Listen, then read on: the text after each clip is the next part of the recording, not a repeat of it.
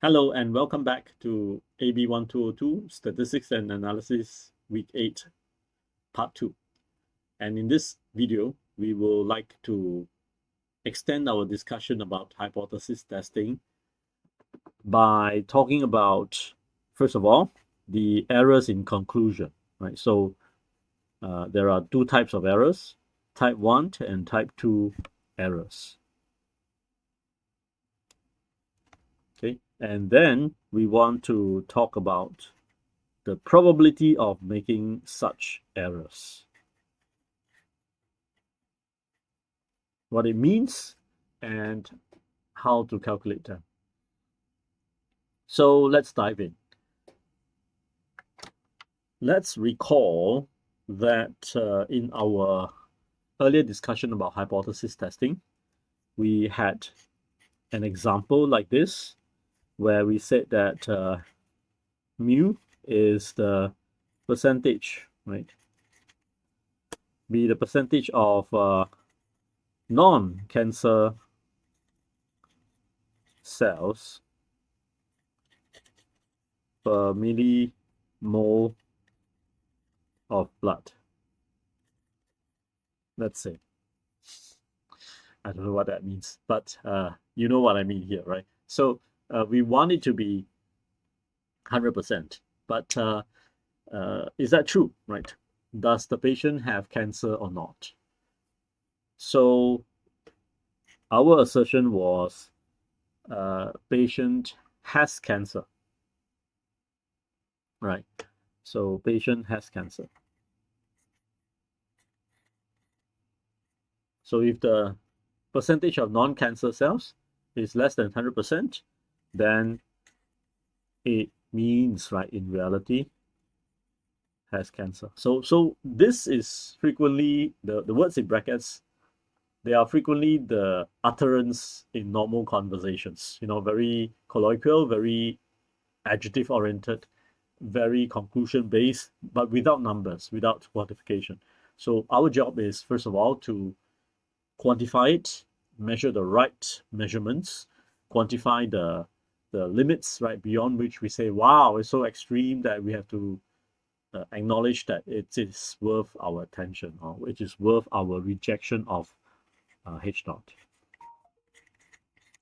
So what we have added today is this interpretation that when mu is less than this definition of mu, not any other mu, because if mu is percentage of cancer cells, then the descriptions will be reversed, right? But here this description is percentage of non-cancer cells, and so anything less than 100 means that there is some infiltration of cells, of cancer cells, into the normal cell, so has cancer. Yeah, so let's say that's the medical understanding. And what we want to do then is to say, okay, let's collect some blood, and in order to be certain, we normally have to sample, right? So the nurse will either at one go take a lot of blood and then perform several measurements of multiple droplets of blood, right? Just to make sure that you're not capturing the particular blood droplet that doesn't have any cancer cells. And so that is one. Or another way is typically for the patient to come back and take the blood sample again after 1 week, after 2 weeks, you try again and so on. So anyway, we are going to collect multiple droplets of blood one round, one time, and then calculate. So we were saying we will perform all the analysis, and then of course we'll draw the distribution, right? And this time around, I can just fan out a little bit more because I have more space now. And this is, let's just simplify it to just Z based. Okay, and this is 100, and this is 0. And we want to do this, right? So this is left tail. And what we're going to do is to have a left tail of alpha, and we haven't set what our alpha is. So let's set it at 5%. So this is 0.05. Yeah. So everything is set. And we can also, at this point in time, calculate our what is that? Critical value, that's right. Minus 1.645. Okay, so far so good. And then we are ready. So we go about doing the blood test and measurements. And then we finally get, what was the value? The value was T, right? So let's call it Z this time. So Z is minus 1.844. Okay, so we can conclude a rejection if it is minus 1.844, or non-rejection if it is anything bigger than minus 1.645. Okay, so either side. Now, let's say we rejected it. Okay, so in this case, we rejected it.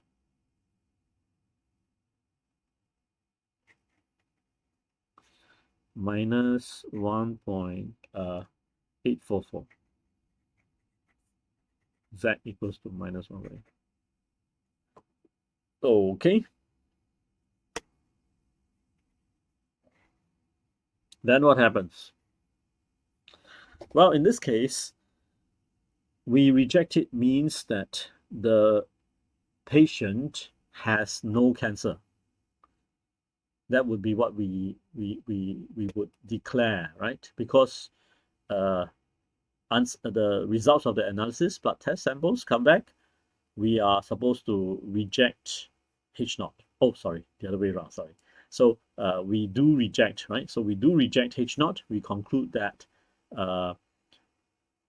population mean percentage of non-cancer cells in the patient's whole body, right? Because we cannot take the blood of the patient's entire body.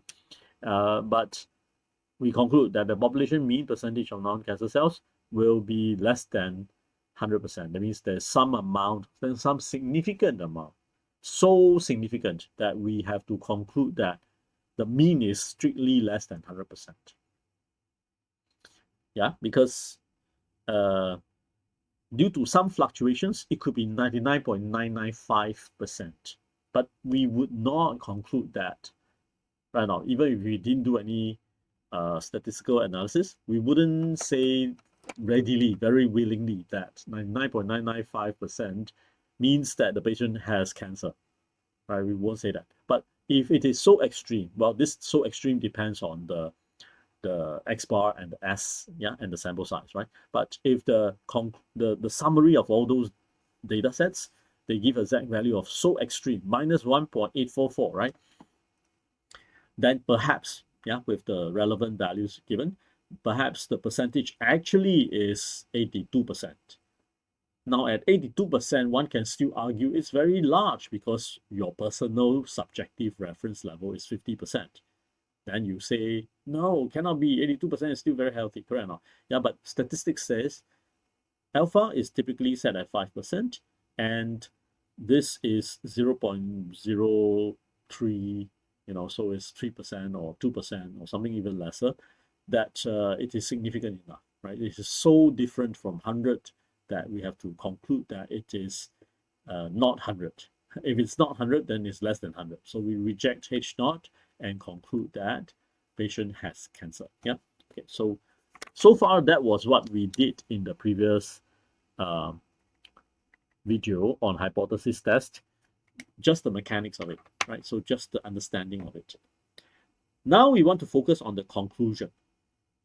All right. To talk about error in conclusion means that when we concluded the patient has cancer, that means we rejected H naught.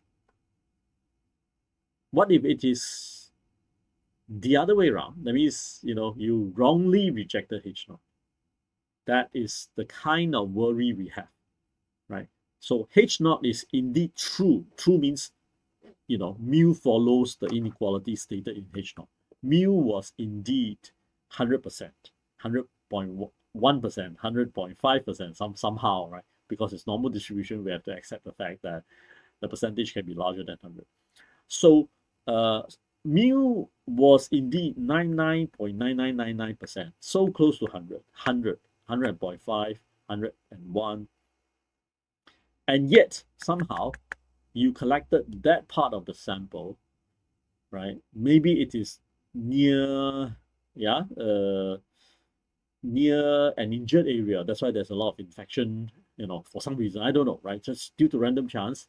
And you're so bad in the luck, the nurse collected at the wrong time, at the wrong part of the body, that it's all filled up with bacteria and non healthy cells.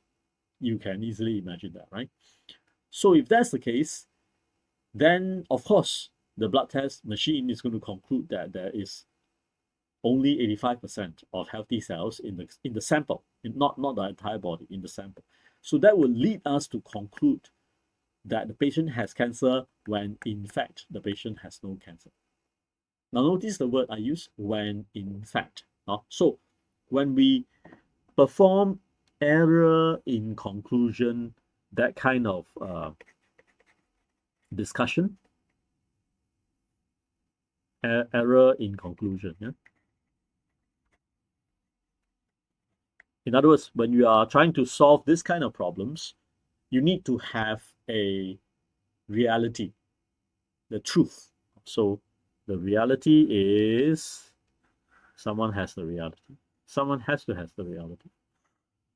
So this part is the reality. What is the reality? Reality of whether H naught is true. True means that the mu follows the inequality in that statement. So understand that, right?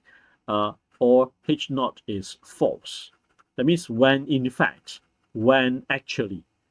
So this is all about when in fact, or when actually. When actually, when in fact, the null hypothesis is true in reality. When in fact, when actually, the null hypothesis is wrong. Okay, and versus another axis, which is our conclusion, our test result. Our test results can conclude that H naught is true. That means we do not reject. I just use a short acronym TRUE to mean our action was to retain H naught, do not reject. Or H naught is false, we do reject. All right, reject H naught because p value is small.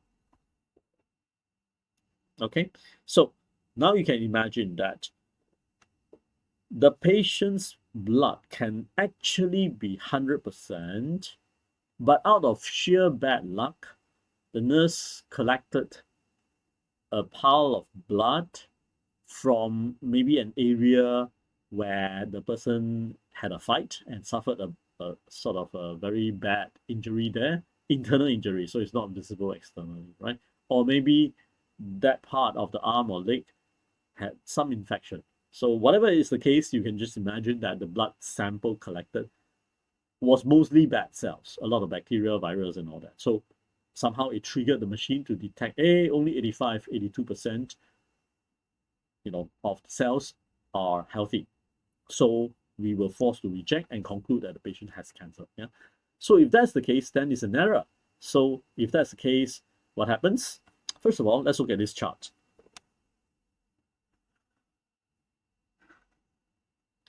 That the patient actually has no cancer. So H naught was indeed true, but we got a bad luck, right? And obtained samples. We didn't fake it. It wasn't, criminally exchanged or whatnot. It was real sample, but due to sheer random bad luck.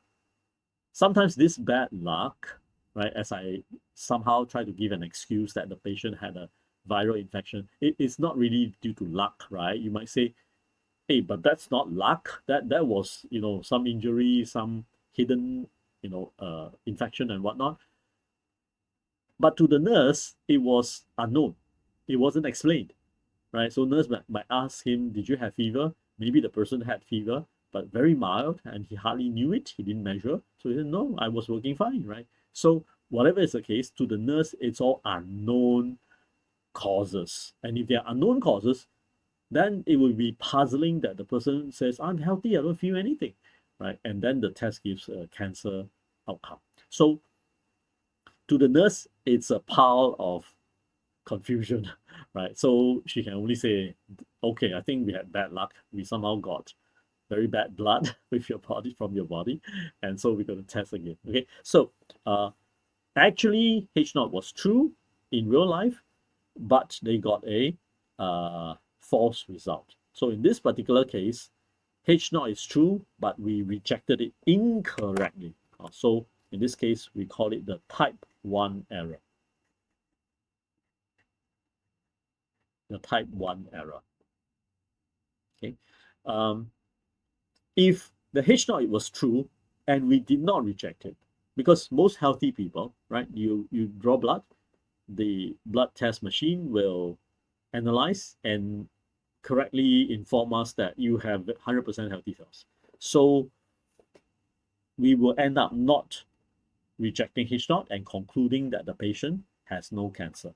And even if it is due to minor fluctuations, right? Because sometimes when we wake up, maybe our body has not really fully activated. So some dead blood cells were lying around, and so it's 99.2%, right? 99.5%, some fluctuations that is not so ideal, a bit, you know, not exactly greater than or equal to 100. Still, we will not feel that that is so extreme as to reject H naught and quickly jump to H1, right? So it's like by default, we think H naught is true. We think no cancer is true. Now, by no means this is the universal position for no cancer. It just happens that I wrote it this in this manner. No cancer has cancer. Because for the patient, just imagine you are one, your default thinking is, I feel healthy, I have no cancer, right? Until proven otherwise. And but for the doctor might observe some sleepy signs, little bit numbness in the limbs and whatnot. So to the doctor, he starts to get a bit serious, but he's not sure. So he's not talking too much. He says, "I'll send you for test. We'll discuss again after the test." So he doesn't want to jump to the conclusion and then get accused of causing terror or whatnot.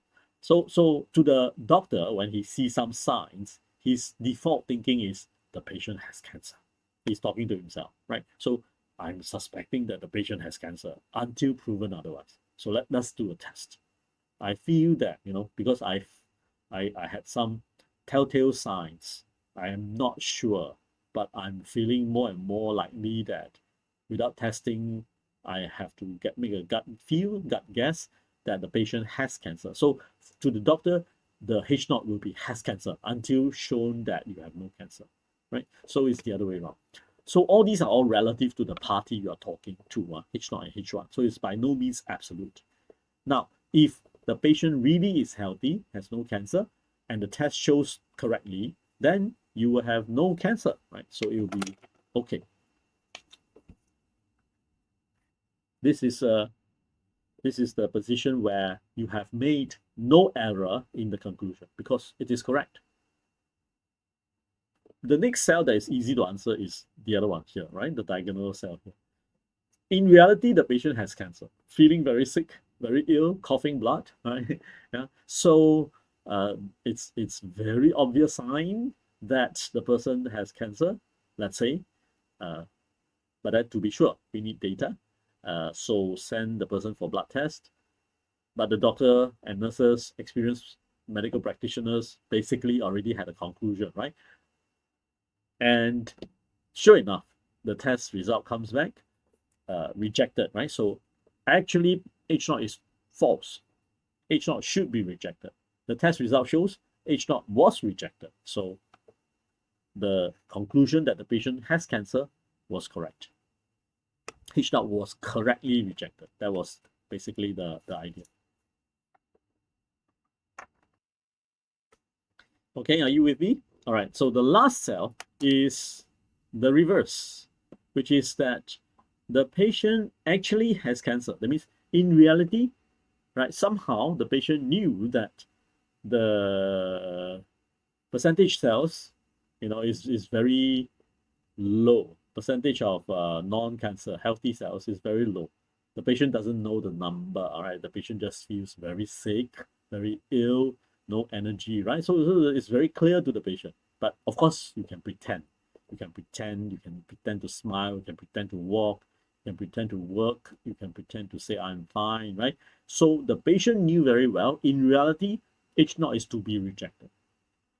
Somehow or other, in the other direction, the nurse took some blood and it was all healthy blood, right? It's not impossible, but rare. Okay, so if that happens, then what happens? They're all healthy blood. So sure enough, the test came back. Patient has no cancer. So that conclusion is wrong, right? That conclusion is wrong and is to be distinguished, at least in statistics, from the first kind of error. So this time round, it is type 2 error. That means H naught is actually false, and the test result, our conclusion, did not reject. That means our conclusion thinks H naught is true. Okay, so that would be the entire universe of errors in conclusion that we can ever make. So it would be best if actually H naught is wrong, we say it's wrong, this one. Right? The test or our data collection, our data and measurements show that it's wrong. Or actually, H naught is not wrong, it's true, it's correct, right? So our test and measurements also concluded that H naught is not to be rejected. So it is correct, no error in conclusion. If actually H naught is true and we rejected it, that would be type 1 error. Type 1 error, right? So type 1 error,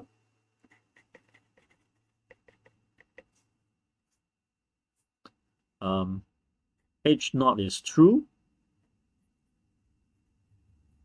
but our test rejected it by declaring that it is false, right? And type 2 is that H naught is actually false, but our test did not reject H naught. Right, so those are the errors. That means they are the end state. They are not probabilities, right? Just be careful. They're not probabilities. They are end results. That means the status. You need to have two things: reality and your test result. Just having your test result, you just know that you have rejected, you haven't rejected. That itself cannot allow you to detect whether you have made an error or not until someone says, no, that's wrong. Okay, so someone tells you the reality, then you are able to know whether you have made an error. Correct or not? Yeah, it's like having submitted your test answers, quiz answers. You don't know whether you're right or wrong. You just think that you answer everything correctly until the marked results come out, and then you check your answers. Oh, so many wrongs, right? So that's why you need the reality axis. Okay, but then here comes the question: who knows the reality? Well, don't tell me mathematician, right? Don't tell me some wise person or whatever. Answer is statistically, it just means that someone with a much higher sample size will know the reality. Okay, so we define reality as the party or the entity. Can be a person, can be a company, right? So ultimately, it's just made of people, yes, but then it can be an organization, right? Or a recorded wisdom from someone, maybe in the past, right? And so someone with higher sample size usually much higher sample size. If you're using 10, then someone with a sample size of 100 will tell you, no, I think your answer is wrong, right?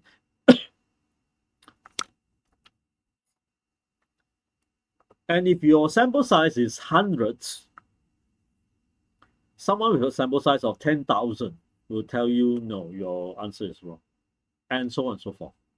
It's the same feel and experience in reality, because when you, for example, play badminton for a year, you think you're very skilled, you play very well because you play with your friends, you win most of the time, until you play with a, you know, someone, a player, a badminton player with 10-year experience.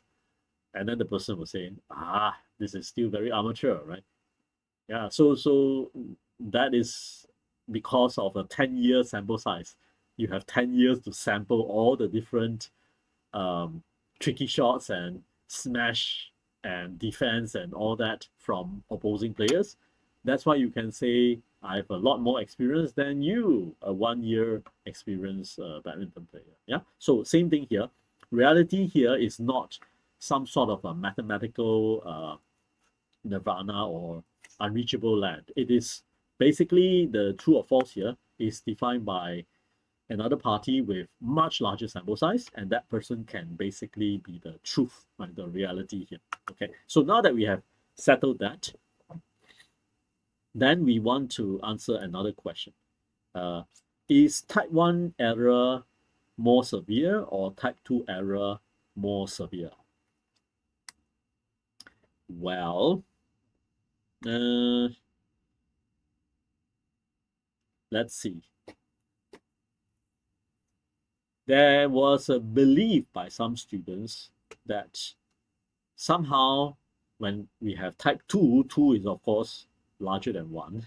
So type 2 error is more severe in any case. Whenever you call it type 2, it is more severe in reality than type 1.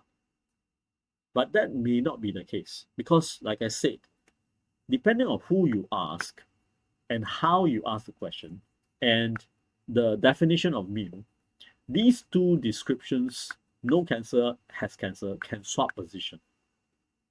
And when you swap, the type 1, type 2 errors also swap. And so if you declare that type 2 error is absolutely always more severe than type 1 error, then it will be immediately invalidated, right? Because if you ask the other party, then the descriptions will be swapped. So let's look at this example here. We say that no cancer has cancer, right? So what is a type 1 error in this case? So a type 1 error will be that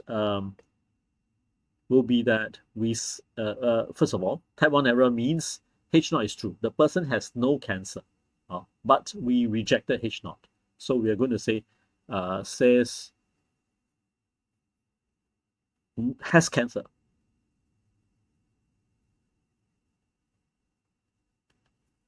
All right. When in fact, when actually patient has no cancer.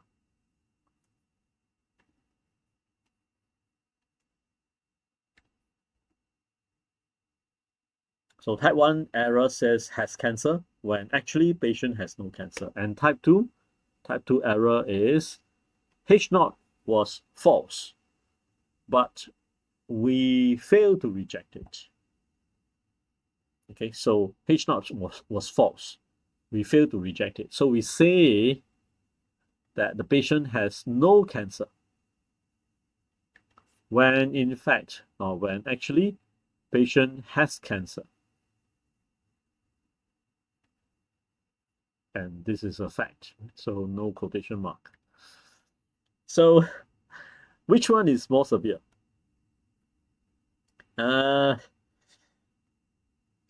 Doctor tells patient has cancer when actually patient has no cancer. We have seen some of those drama shows, taking advantage of this statistical type 1 error, right?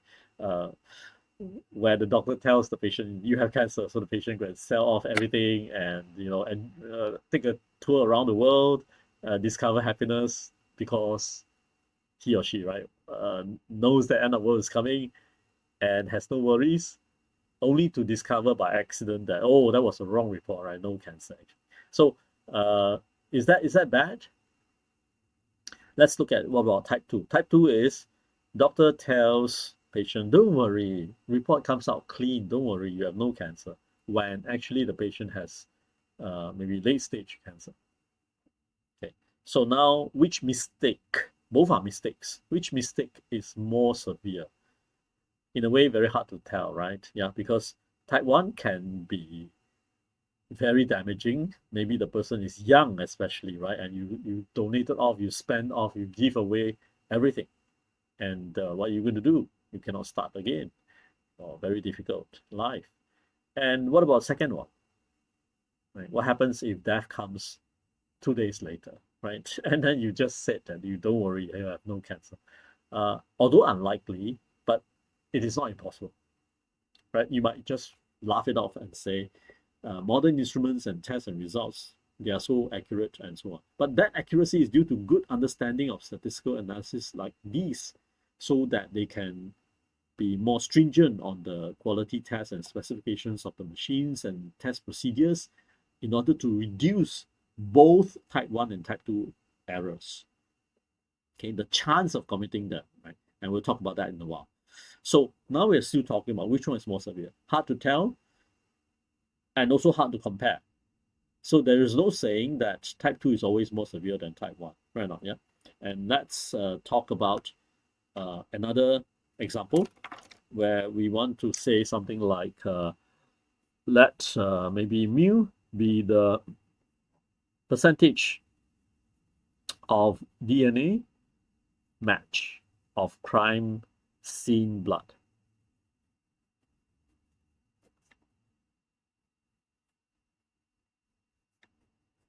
With the, say, the captured murder weapon. Okay, the blood stain on the murder weapon. Right. So that's the core of it. And the claim is that uh, mu is greater than 75. Okay. So greater than 75, the percentage match higher than 75, acceptable in court that it belongs to that accused. So we write H1 mu greater than 75. It means guilty. Yeah, because the business of the day is that we don't want to know mu is 76, 77, or 79 or 99, but it is whether the accused is guilty or not. And H naught less than equal to 75, very important for the accused, not guilty. Right? So now is the accused guilty or not guilty? We'll do the test and the lab will come back with a report. Fine, we'll leave it to that. But today our focus is, let's understand what is type 1 error, type 2 error here. Yeah. Okay. So for type 1 error, so what is type 1 error? Type 1 error says, we say, all right, the DNA report says that H naught, for type 1 error, H naught is true, but we rejected it. Person is not guilty, but we say person is guilty. Yeah, so we say guilty when actually person is not guilty. Type 2 error. What's type 2 error? Let's understand that. The test result says, right, not guilty because we fail to reject, when actually person is guilty. Now, which is more severe? Yeah, type 1 seems disastrous for the accused. Accused is actually not guilty, keeps shouting, that I'm not guilty. I'm not guilty. I did not, right? I did not do that. I did not enter the house. I did not hold a weapon, right? But then, for some reason, right, the test report says it matches your blood stain, right? So, guilty. Well, that's bad, right? Maybe that's 10 years in jail, lifetime in jail, or even worse, right? Capital punishment. Type 2 error, you let a guilty person go free, which we also see in drama and Hollywood movies. And is that very bad or worse than type 1 error? Again, hard to tell, right? Mistakes are mistakes. Mistakes are always costly, but there is no telling which one is more severe. So don't get the conclusion that type 2 error is always more severe than type 1 error. Okay. What else? Um, all right. Basically, that's to categorize type 1 and type 2 and to not make the mistake that type 2 errors are always more severe. Then what we want to do is to discuss the probability of making a type 1 error and type 2 error. Okay, so let's begin. The probability of making a type 1 error, we can write it as probability of making a type 1 error, is translated to probability of rejecting H naught, given that we knew that it is a fact that H naught is true. All right. Now, if you think about it, when we perform hypothesis testing, we assume H naught is true all the time. We assume H naught is true all the time when actually it's true. So that means someone told us after the fact that H naught is true. Why do you have to assume? Oh, but that doesn't invalidate our outcome, correct or not? So all along in our analysis, while we assume H naught, because we didn't know that H naught was true, right?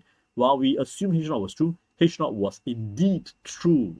And so the probability of making a type 1 error after the fact, after we knew that H naught was always true, is for the test statistic to fall into the rejection region.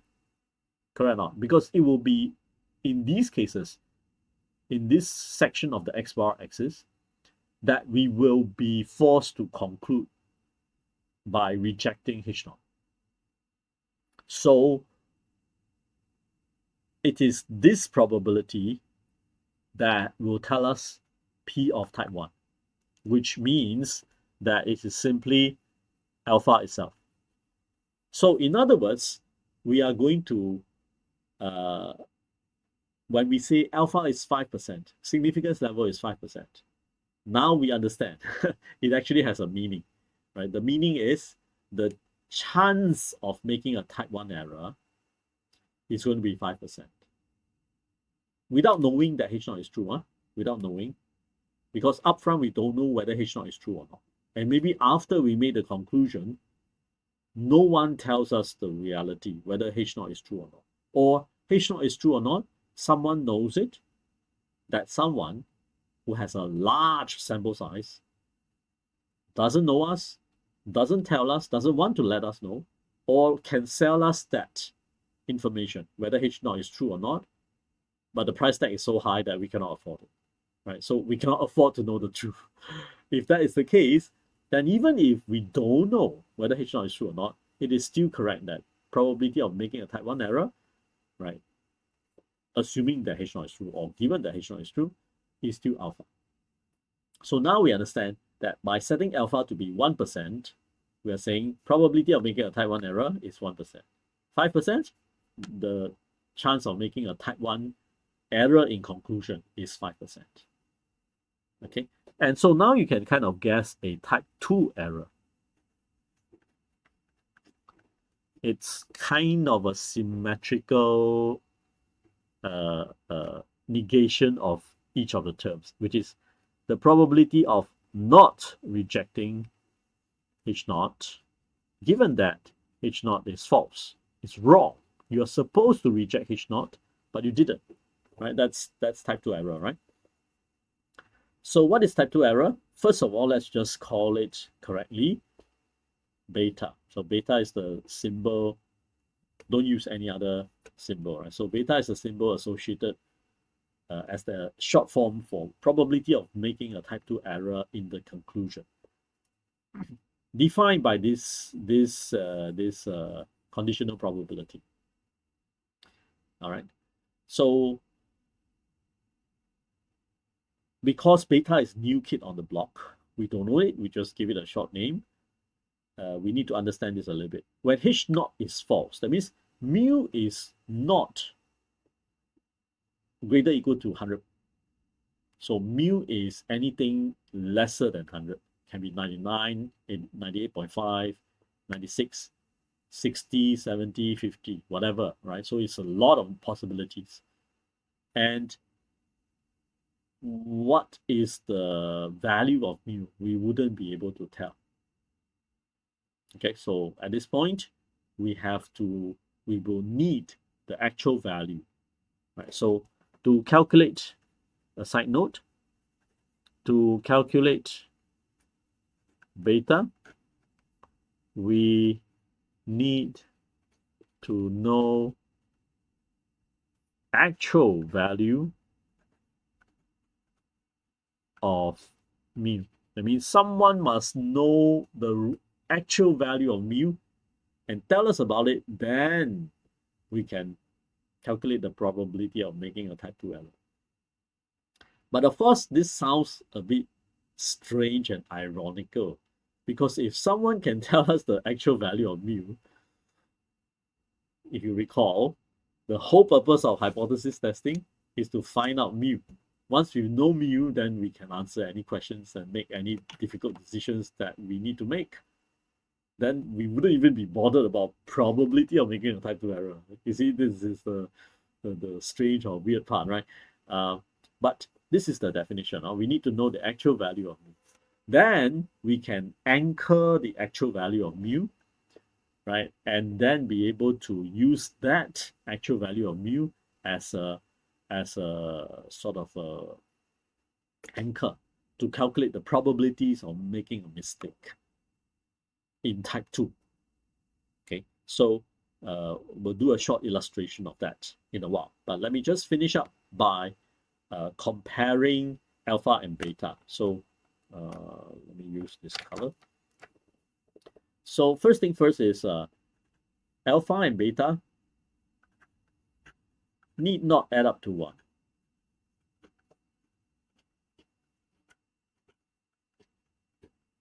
Yeah. So alpha can be 5%, right? Typically. Beta can be anything. 0.92, that means 92%, right? And 95%, 91%, 3%, 7%, 20%, anything goes. Because it depends on the actual value of mu. Without changing our hypothesis sampling distribution, if the actual value of mu changes, that means we are very wrong, right? We're a little bit wrong, more wrong, very wrong. Yeah, further away mu is from our mu0, then the more wrong we are. The more wrong we are, then the chance of making a type 2 error will be different, right? So we can change beta, or we might end up seeing various values of beta. So they don't add up to 1. Don't get that mistake. Okay, so even though we label them conveniently alpha and beta, there's no direct impact. Remember how we get alpha? We set it. We just pick a value that we feel good and then we set it. But now it's clear that if we set alpha, why would we even want to set a high chance of making a sort of an error? Why do we set it to 0, right? Yeah, because of the fact that alpha and beta, they are kind of related, but not in a linear way. So when alpha goes up, beta comes down. All right, that's good, but not in a linear way. So it's not like if you increase alpha by another 5%, beta will come down by 5%. Because beta very critically depends on the actual value of mu. How far away mu is from mu naught. Mu, the actual value of mu and mu naught, which is this hypothesized value, which is anything that we put, any number we put down, right? This difference between mu and mu naught is going to uh, cause us to misunderstand. So if mu is so close to mu naught, we can't distinguish them much. So if mu is very close to mu naught, we have a high chance of mistaking the identity, isn't it? Yeah, when two very similar looking twin sisters or twin brothers are standing next to each other, we have a tough time. We almost always end up making a mistake. So that's like type 2 error. Very high chance of making a wrong recognition. As opposed to another pair of twin brothers or twin sisters that are a little bit less alike. Okay, maybe one is a bit fatter, one is a bit slim. Face looks almost the same, but then one is fatter, one is slimmer. Okay, great, I can tell. Right. So that's the in that sense, when you have twin brothers and sisters that look very easy to distinguish between one from another, then the mu and mu naught will be far away. So that's the thing. Now, it is statistically true that when you increase alpha, you reduce the beta. So if you want to have lesser chance of making a type 2 error, then you try to have a 10% alpha, right? And remember,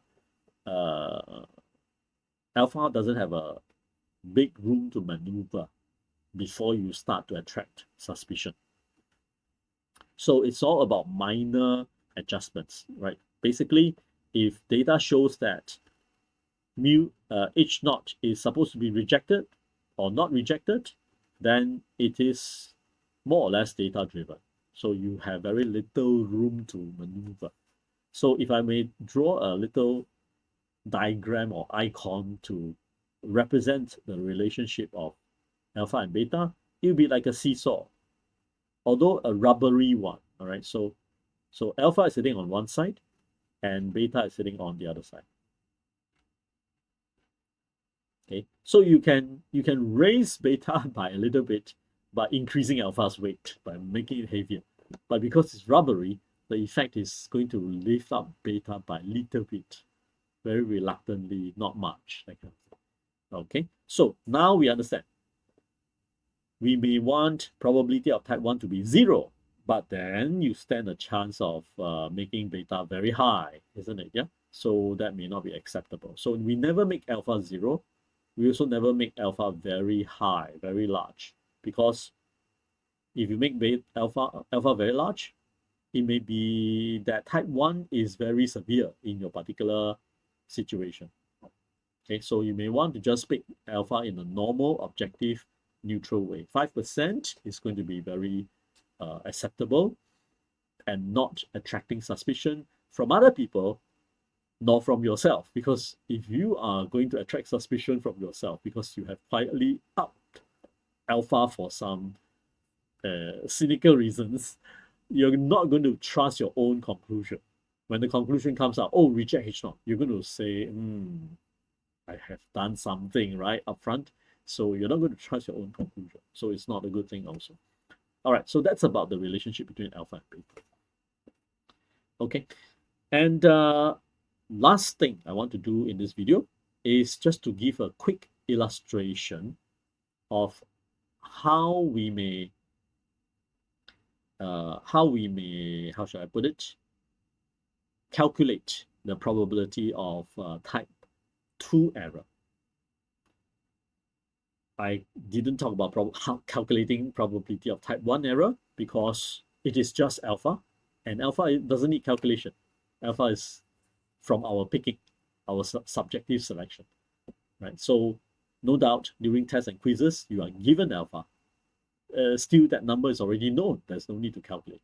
But for beta, right, that is for understanding and educational purposes. I think it is perhaps interesting to look at one example, one quick one, just borrowing the same situation and for one tail situation. So a quick replication of that, same diagram. Yeah. First of all, it is going to be centered at 100.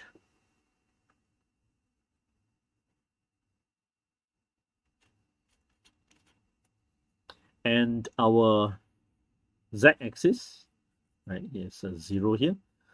And we were saying that this is like this.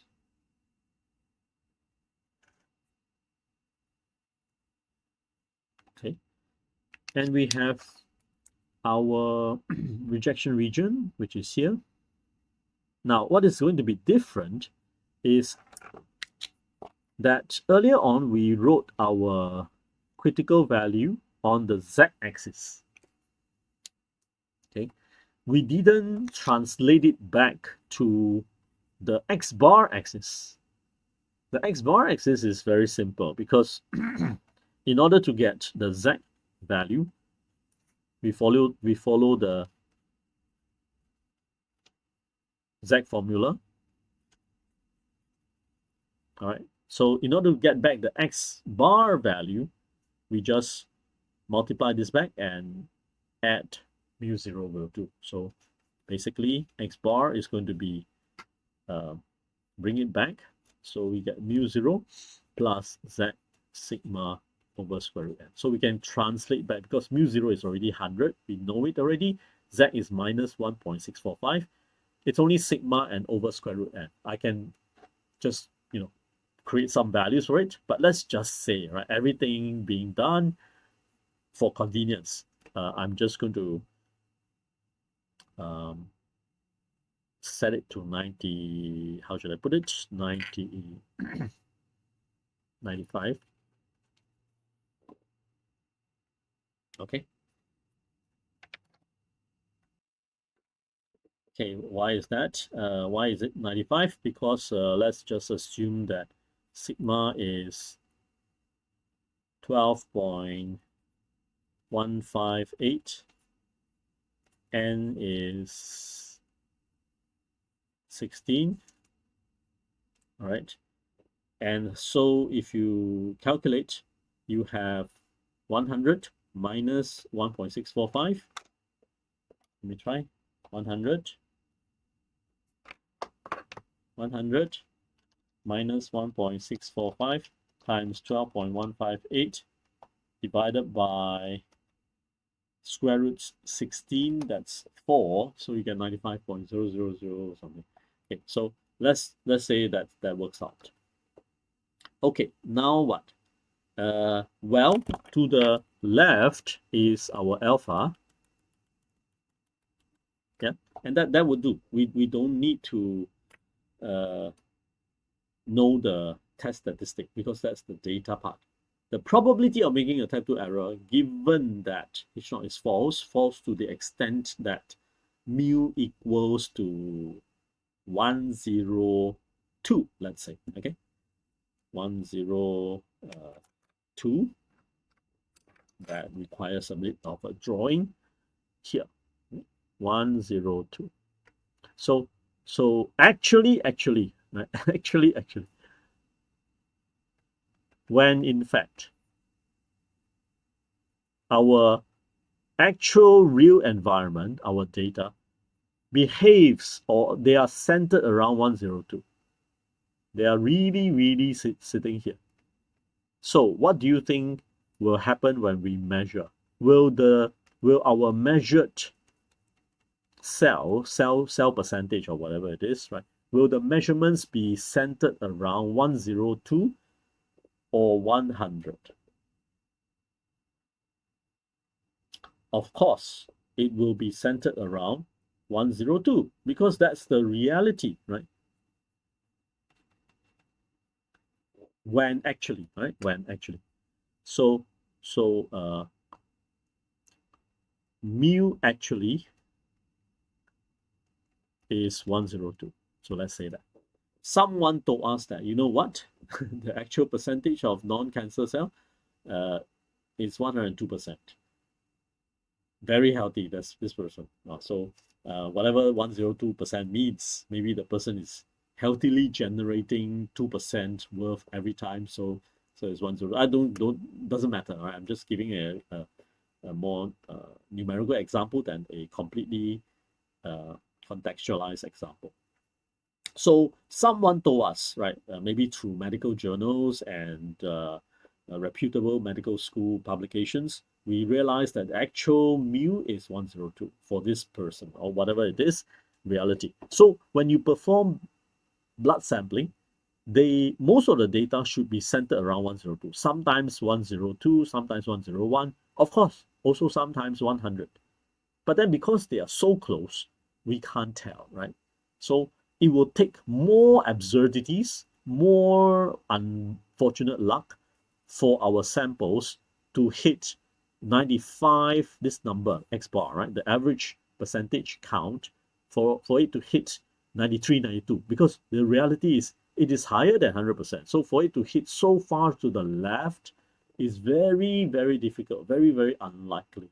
So it would take you more bad luck in order to get to this extent in order to reject H naught. Okay, so now what if we do not reject? So because type 2 error, right? Type 2 error is H naught is false. So H naught is false in the sense that H naught is not correct.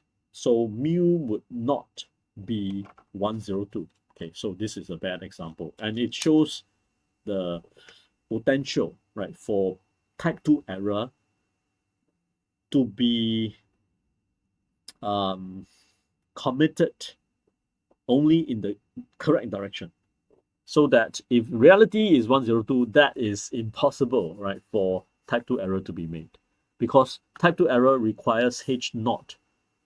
Where is it? H naught to be false, right?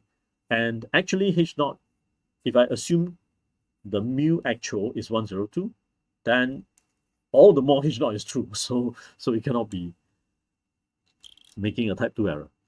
So we have to correct this. So although I made a mistake here, I think it's a good mistake to make because this mistake is very commonly made.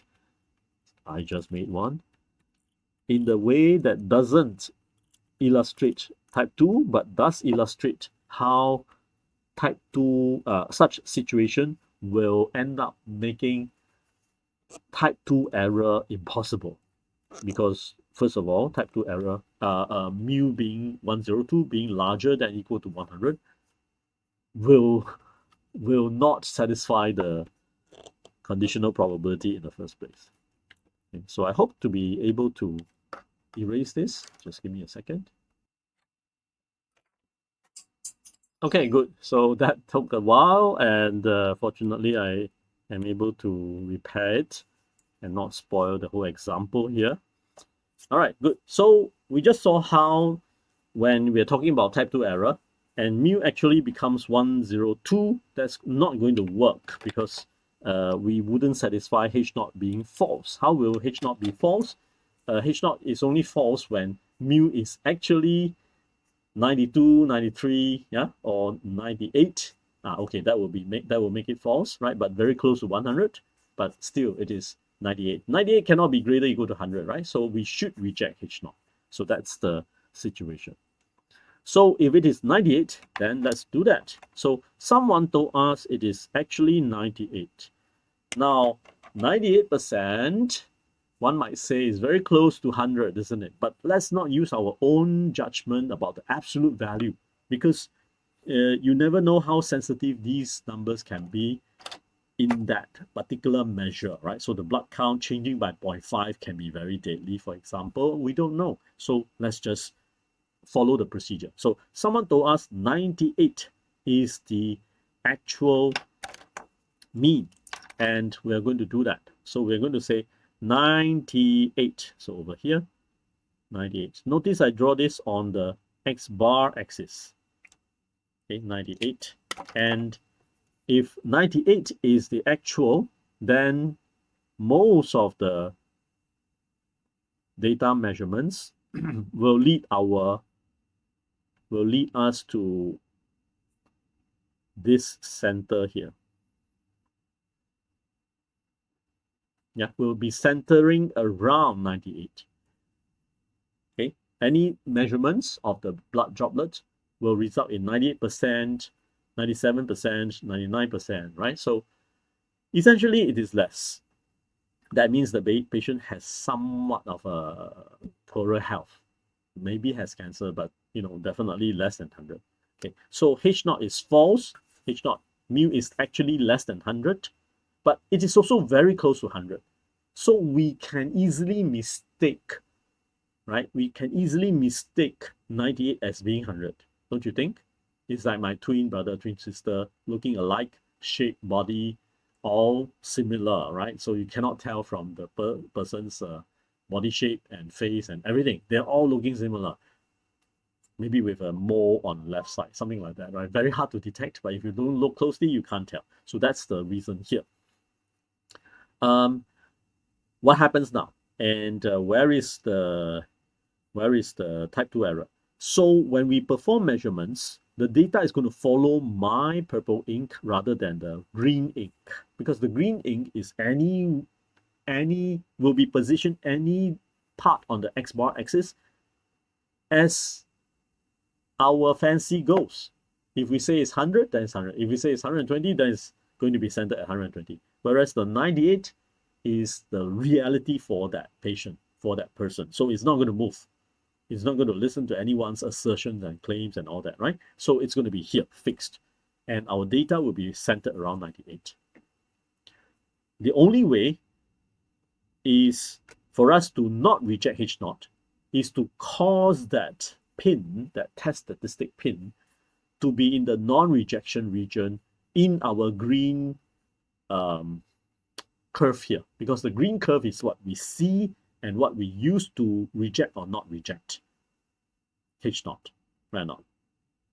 So in other words, we're going to use the x-axis starting from 95. Starting from 95 onwards. Yeah, so this part to the right, this part onwards to the right is non-rejection, right? Non-rejection. And this is the part where it connects with the X bar axis. So 95 and larger is our non-rejection region. Notice I use the X bar axis numbers, 95 and above. You cannot say minus 1.645 and above. Why? Because the actual, the mu actual is going to have its own Z actual.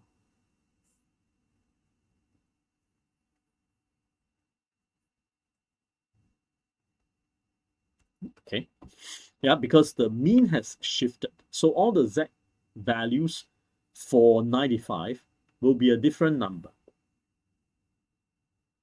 Yeah, for example, for the same number, 95, the Z value was 95, right? And so the Z actual for 95 will be Z actual 95 minus 98 now, because that's our real mu, over sigma over square root n. So sigma over square root n.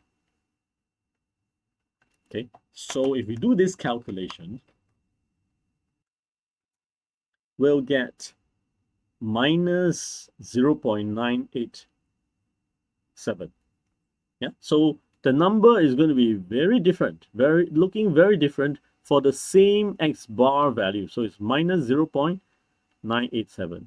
And other numbers will all have different values in the Z actual axis.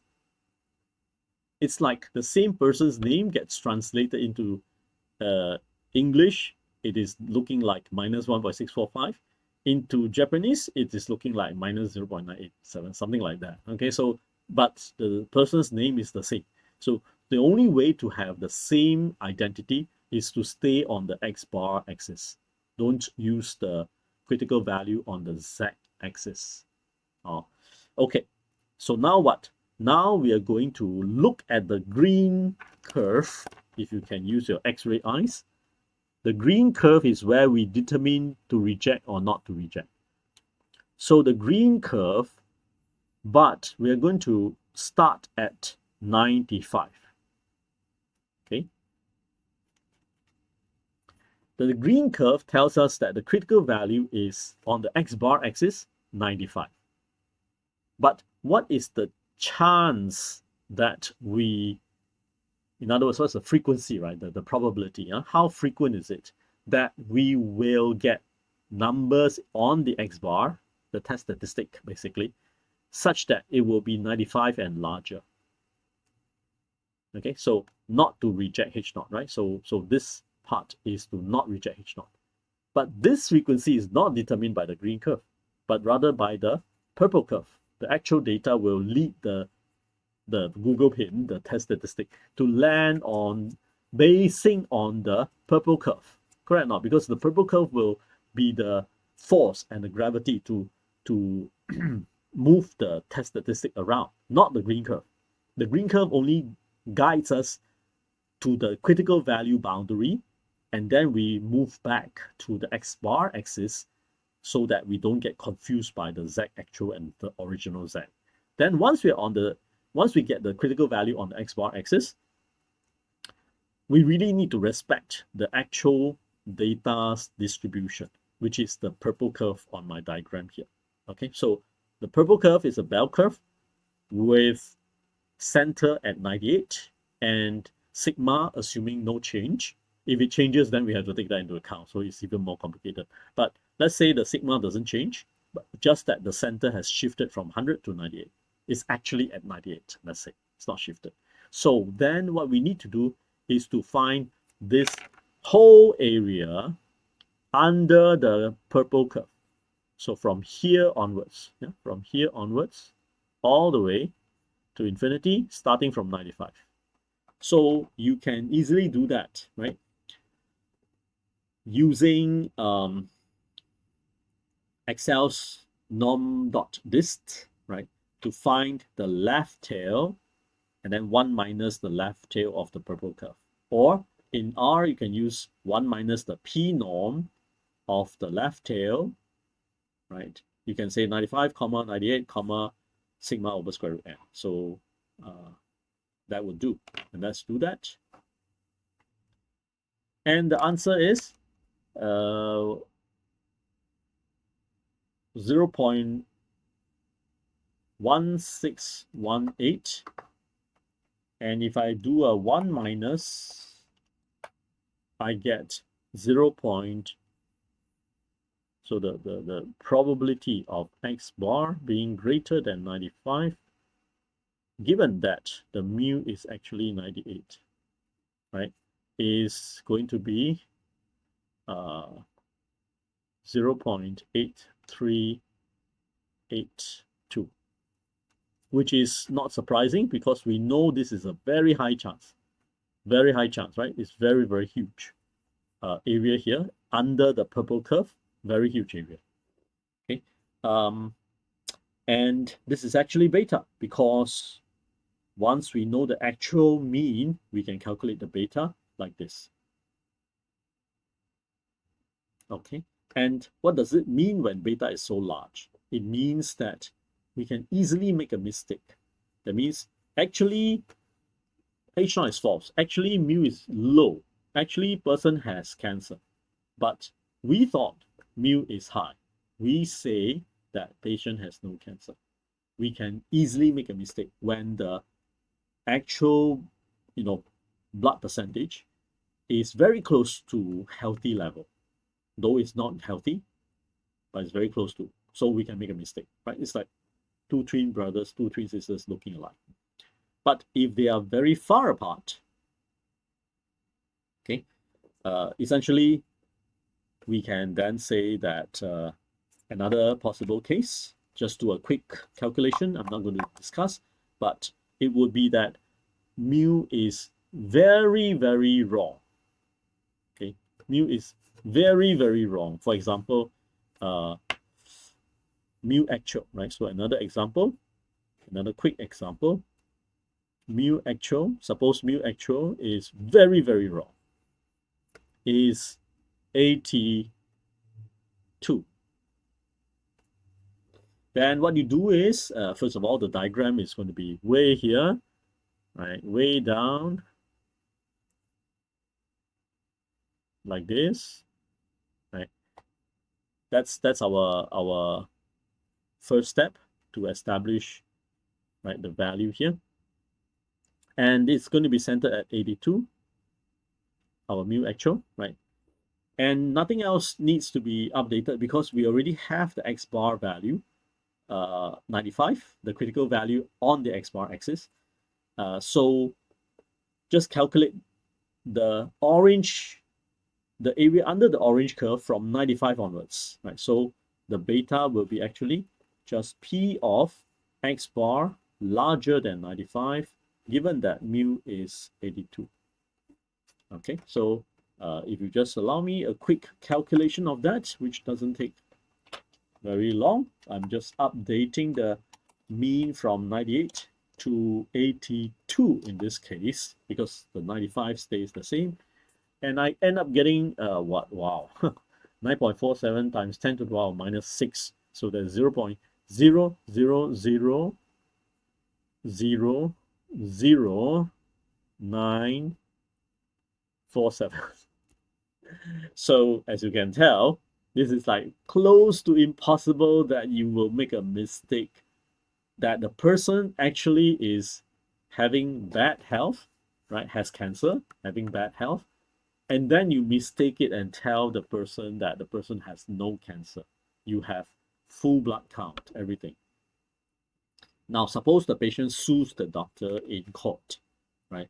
And we calculated that the type 2 probability is so remote, so little.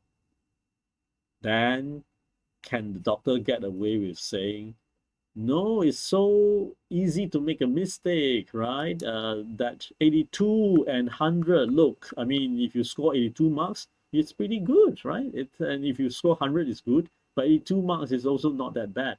Why should I consider 82% bad? You know, it's very easy to make a mistake. And we say, no, it's not so easy to make a mistake. That when the patient is really not healthy, you say the person is healthy. So that's why it is also important number in making decisions, in establishing the justification for having made a mistake, when actually the mistake cannot be easily made, right? Because it's so different, so distinctly different from the original. Okay, that's all I have to talk about for this particular session. Thank you so much and see you in the next video.